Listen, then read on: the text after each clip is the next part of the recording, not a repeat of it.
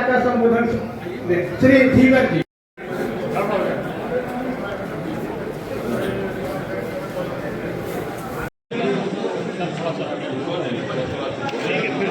समापन पर है आगे कार्यक्रम उठाते हुए राष्ट्रीय जनता दल के महामंत्री श्री धीवर जी से निवेदन है कि आए और 2 मिनट में अपनी पार्टी जी पूर्व मंत्री धर्मेंद्र सरकार और से साधारण सभाओं जितने समता ने मिला अपने पूर्व सांसद से मुझे मानना है कि अभी वर्तमान समय में ट्रेनर का जो मूवमेंट है वह काफी राहुल गांधी जी का एक संदेश आया है जिसे माननीय त्रिपाठी जी हम सबों के बीच में रखेंगे।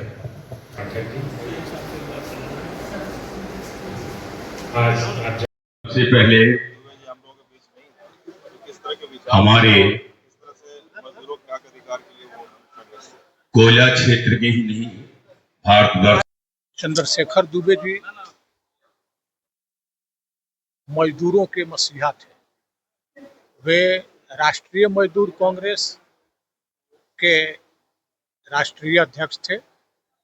राष्ट्रीय कोयला मजदूर संघ जो देश की सबसे बड़ी मजदूरों की कोयला मजदूरों की यूनियन है उसके अध्यक्ष थे। बोकारो स्टील वर्कर्स यूनियन, दर्जनों यूनियनों के वो अध्यक्ष थे और पूरे देश के मजदूरों का, चाहे वह स्टील का हो, कोयला का हो, सीमेंट का हो, जोरदार ढंग से लड़ाई लड़ते रहे।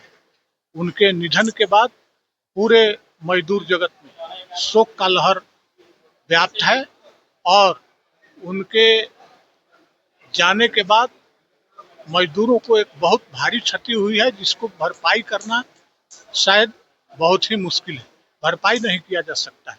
वे एक महान नेता थे और ईश्वर उनकी आत्मा को शांति करे, यही हम लोगों की प्रार्थना है।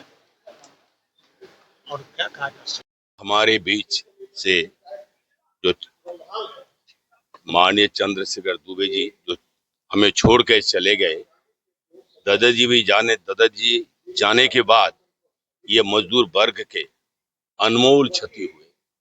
शोषितों का अभिभावक जो मतलब सोच के रहते थे वो एकदम आपका अनाथ हो गए, क्योंकि कोयला क्षेत्र में, झारखंड में या कहीं पर भी जो शोषण है आज भी मजदूरों के ऊपर, गरीबों के ऊपर, आपको कमजोरों के ऊपर, यहाँ पर उस तरह का नेता दिखाई नहीं देता है जो चंद्रशेखर दुबे जी का ऐसा जाके खड़ा होगा। कोई छल नहीं, चौतराई नहीं, कोई भेद नहीं, कोई किसी तरह का मतलब राजनीति नहीं, एकदम पूछते तक भी नहीं है कहाँ से आए हो, क्या है, खाली उसका दुख सुना और जाके उसको निष्पादन किया उसका काम का स्पॉट जाके। ये बहुत बड़े क्षति हुए। उनके अंतरात्मा से उनको श्रद्धा सुमन हम लोग आज अर्पण कर रहे हैं और बहुत ही माने चिंताजनक विषय अभी देखे आने वाले हमारा संगठन जो है हमारा आरसीएमएस के, हमारे आईएनटीसी के जो बैठक होगा उसमें क्या निर्णय लेगा। और हमको आशा है हम इस परिस्थिति में हमारे जो कांग्रेस के जो हमारे अभी बहुत ही बड़े नेता हमारे माननीय राहुल गांधी जी है, इस यूनियन में उसको हस्तक्षेप करने का अनुरोध करूंगा। और जो जेबीसीसीआई में हम बैठ नहीं पा रहे हैं, हमारे यूनियन अभी तक बैठ नहीं पा रहे हैं, इनके लिए इसको मिलाकर एक साथ में एक प्रतिनिधित्व चुनकर और एक साथ इसको मतलब मजबूत बनाने का हम लोग को मतलब सहयोग प्रदान करें। क्या सोचते थे कि धनबाद के सांसद में, धनबाद के सांसद थे, सांसद के अलावा वो धनबाद के एक अभिभावक थे और मुझे अच्छी तरह याद है, आप मीडिया बंधु जो उस समय होंगे उनको भी याद होगा, वर्ष 2004 में सुबह का 7 बजे का वक्त था जब धनबाद प्लेटफॉर्म नंबर 3 पर राजधानी एक्सप्रेस से सांसद का टिकट लेकर दुबे जी उतरे थे। हम लोगों ने ढोल नगाड़ों के साथ उनका ऐतिहासिक स्वागत किया था। धनबाद की मीडिया इसका गवाह है। और उस स्वागत का जो मूल्यांकन होना चाहिए, जो स्वागत के लिए उस स्वागत को उन्होंने हमेशा याद रखा और जब तक 5 साल तक वो सांसद रहे, धनबाद के एक एक व्यक्ति का उन्होंने कभी नहीं देखा कि कौन किस जाति का है, कौन किस धर्म का है, कौन किस पार्टी का है, कौन किस क्षेत्र का रहने वाला है। उन्होंने सबको साथ लेकर चला। धनबाद में शिक्षा के क्षेत्र में IIM लाने का प्रयास किया और बहुत सारे, चूंकि कोलियरी बेल्ट है तो कोलियरीज में बहुत सारे उनके कोल इंडिया पर दबाव डाल के योजनाओं को धरातल पर उतारने का प्रयास किया। सड़कों, आज ISM गेट के पास जो आप लोग देख रहे होंगे, जो ISM के गेट के पास नगर निगम का तोड़ फोड़ अभियान चल रहा है, वो पूरा का पूरा मार्केट माननीय चंद्रशेखर दुबे जी का देन है। आज भी वहां पर उनका नाम लिखा हुआ है।